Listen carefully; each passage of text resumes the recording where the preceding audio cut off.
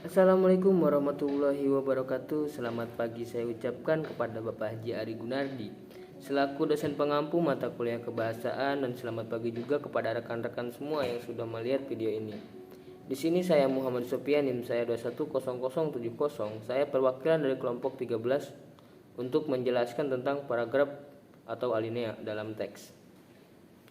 Jadi pengertian paragraf atau alinea. Paragraf atau alinea adalah suatu gagasan yang berbentuk serangkaian kalimat yang saling berkaitan satu sama lain.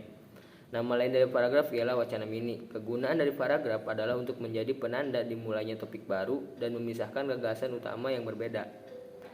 Paragraf, satuan bahasa yang lebih besar dan lebih luas dari kalimat adalah paragraf atau alinea. Dalam definisinya, paragraf dalam huruf kapital adalah satuan bahasa yang mengemukakan sebuah pokok pikiran atau suatu gagasan utama yang disampaikan dalam himpunan kalimat yang kohensif.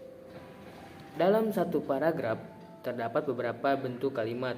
Kalimat itu ialah kalimat pengenal, kalimat utama atau kalimat topik, kalimat penjelas, dan kalimat penutup. Kalimat-kalimat ini terangkai menjadi satu kesatuan yang dapat membentuk suatu gagasan.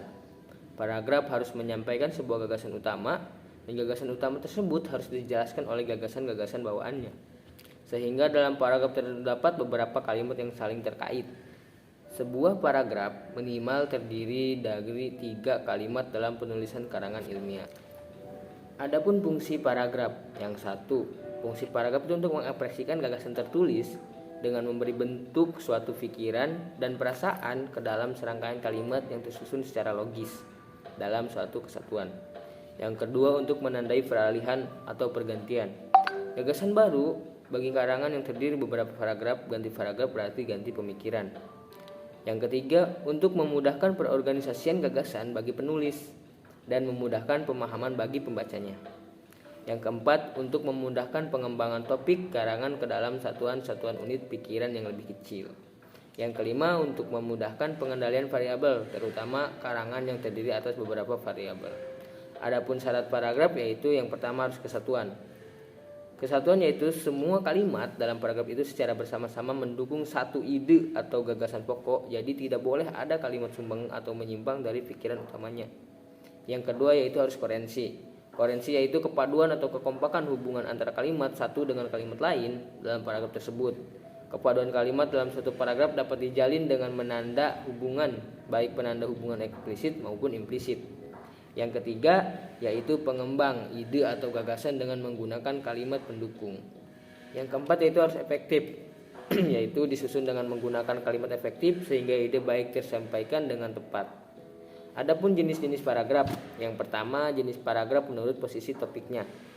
Kalimat yang berisi gagasan utama atau paragraf adalah kalimat topik. Karena berisi gagasan utama itulah keberadaan kalimat topik dan letak posisinya dalam paragraf menjadi penting. Posisi kalimat topik di dalam paragraf yang akan memberi warna sendiri bagi sebuah paragraf. Berdasarkan posisi kalimat topik, paragraf dapat dibedakan atas 4 macam, yaitu paragraf deduktif, paragraf induktif, paragraf reduktif-induktif, dan paragraf penuh kalimat topik. Yang pertama ada paragraf reduktif. Paragraf reduktif adalah paragraf yang letak kalimat pokoknya ditempatkan pada bagian awal paragraf, yaitu paragraf yang menyajikan suatu pokok permasalahan terlebih dahulu, lalu menyusul uraian yang terinci mengenai permasalahan-permasalahan atau gagasan paragraf, atau urutannya itu dari umum ke khusus. Yang selanjutnya yaitu ada paragraf induktif. Bila kalimat topik ditempatkan pada akhir paragraf, akan terbentuk paragraf induktif, yaitu paragraf yang menyajikan penjelasan terlebih dahulu, barulah diakhiri dengan pokok pembicaraan. Dan yang ketiga yaitu ada paragraf reduktif-induktif. Bila kalimat pokok ditempatkan pada bagian awal dan akhir paragraf, terbentuklah paragraf reduktif-induktif. Kalimat pada akhir paragraf umumnya menjelaskan atau menegaskan kembali gagasan utama yang terdapat pada awal paragraf tersebut. Dan yang terakhir yaitu ada paragraf penuh kalimat topik. Nah, seluruh kalimat yang membangun paragraf sama pentingnya sehingga tidak satupun kalimat yang khusus menjadi kalimat topik. Kondisi seperti itu dapat atau biasa terjadi akibat sulitnya menentukan kalimat topik karena kalimat yang satu dan lainnya sama-sama penting. Paragraf semacam ini sering dijumpai dalam uraian-uraian bersifat deskriptif dan naratif, terutama dalam karangan fiksi. Dan ada juga jenis paragraf menurut sifatnya. Jadi isi sebuah paragraf dapat bermacam-macam bergantung pada maksud penulisannya dan tuntutan konteks serta sifat informasi yang akan disampaikan. Nah, penyaran sifat isi paragraf dengan isi karangan sebenarnya cukup beralasan karena pekerjaan menyusun paragraf adalah pekerjaan mengarang juga.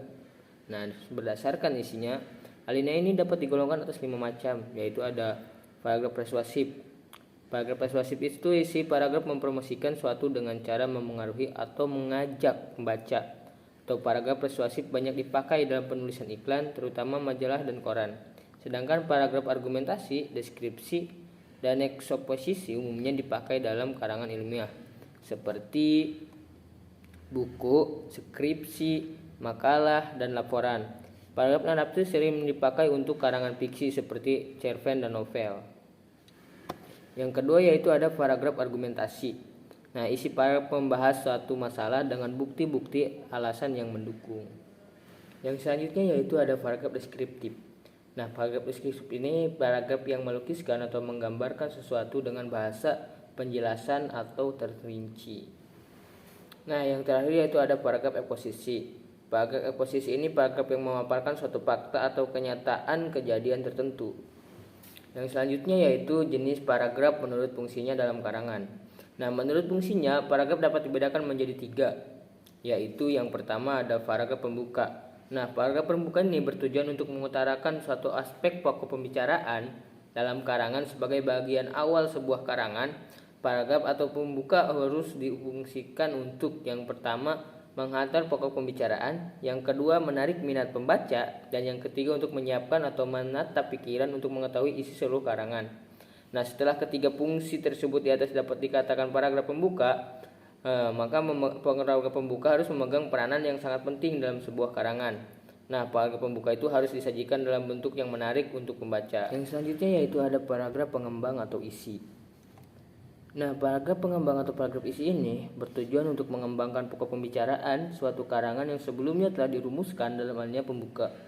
Paragraf ini di dalam karangan dapat difungsikan untuk yang pertama mengemukakan inti persoalan, yang kedua untuk memberikan ilustrasi, yang ketiga untuk menjelaskan hal yang akan diuraikan pada paragraf berikutnya, dan yang keempat untuk meringkas paragraf sebelumnya, dan yang kelima untuk mempersiapkan dasar bagi kesimpulannya.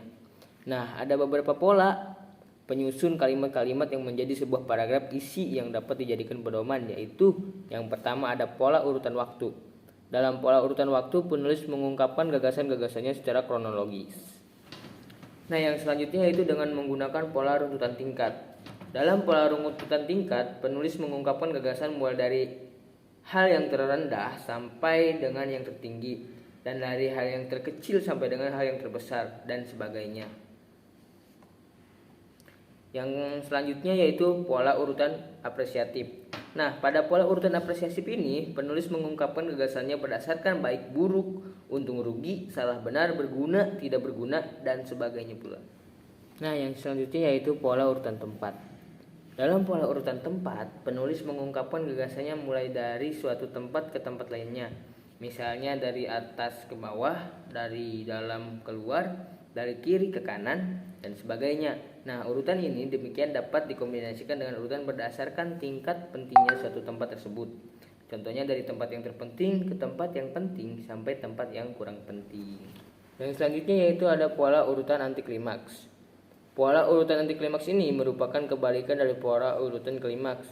Jadi pola urutan anti klimaks ini berangkat dari suatu yang paling intens menuju ke yang intens sampai yang kurang intens. Dalam cerita rekaan atau novel, cerpen, dan drama, klimaks dan anti klimaks ini dan setelah sampai pada puncaknya menuju ke anti klimaksnya yang berupa penyelesaian.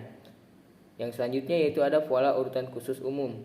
Nah, dalam pola urutan khusus ke umum ini, penulis mula-mula mengungkapkan gagasan-gagasan suatu hal yang khusus terlebih dahulu, kemudian diungkapkan keumuman atau rampatan generalisasinya. Yang selanjutnya yaitu ada pola urutan sebab akibat. Nah, dalam pola urutan ini, penulis mengungkapkan gagasannya bertolak dari suatu akibat atau efek terdekat dari pernyataan itu. Dan yang selanjutnya yaitu ada pola urutan tanya jawab. Dalam pola urutan tanya jawab ini, penulis mula-mula mengemukakan gagasan dalam bentuk pertanyaan, kemudian diikuti dengan jawaban pertanyaan itu. Dan yang paling terakhir yaitu ada paragraf penutup. Paragraf penutup ini berisi simpulan bagian karangan atau simpulan dari seluruh karangan. Paragraf ini sering merupakan pernyataan kembali maksud penulis agar lebih jelas. Mengingat paragraf penutup dimaksudkan untuk mengakhiri karangan, maka penyajian harus memperhatikan hal sebagai berikutnya. Yang pertama yaitu harus sebagai bagian penutup, paragraf ini tidak boleh terlalu panjang. Yang kedua, isi paragraf harus berisi simpulan sementara atau simpulan akhir sebagai cerminan inti seluruh uraian. Yang ketiga, sebagai bagian yang paling akhir dibaca, disarankan ini dapat menimbulkan kesan yang mendalam bagi pembacanya. Sekarang kita berpindah ke unsur alinea. Nah, alinea adalah satu kesatuan ekspresi yang terdiri atas seperangkat kalimat yang dipergunakan oleh pengarang sebagai alat untuk menyatakan dan menyampaikan jalan pikirannya kepada para pembaca. Supaya pikiran tersebut dapat diterima oleh pembaca, alinea harus tersusun secara logis sampai sistematis. Alat bantu untuk menciptakan susunan logis sistematis itu adalah unsur-unsur penyusun alinea seperti transisi, kalimat topik, kalimat pengembang, dan kalimat penegas. Nah, kalimat-kalimat yang membangun paragraf pada umumnya dapat diklasifikasikan atas dua macam, yaitu ada kalimat topik atau kalimat utama dan ada kalimat penjelas atau kalimat pendukung. Adapun ciri dari kalimat topik yaitu yang pertama mengandung permasalahan yang potensial untuk dirinci atau diuraikan lebih lanjut. Yang kedua merupakan kalimat lengkap yang dapat berdiri sendiri. Yang ketiga mempunyai arti yang cukup jelas tanpa harus dihubungkan dengan kalimat lain. Dan yang keempat dapat dibentuk tanpa bantuan kata sambung dan prasa transisi. Nah, ciri kalimat penjelas yaitu yang pertama dari segi arti sering merupakan kalimat yang tidak dapat berdiri sendiri. Yang kedua, arti kalimat kadang-kadang baru jelas setelah dihubungkan dengan kalimat lain dalam paragraf. Yang ketiga, pembentukannya sering memerlukan bantuan kata sambung dan prasa transisi. Yang keempat, isinya berupa rincian, keterangan, contoh, data lain yang mendukung kalimat topik. Dan itulah tadi penjelasan yang dapat saya sampaikan. Kurang dan lebihnya saya mohon maaf. Akhir kata saya ucapkan wassalamualaikum warahmatullahi wabarakatuh.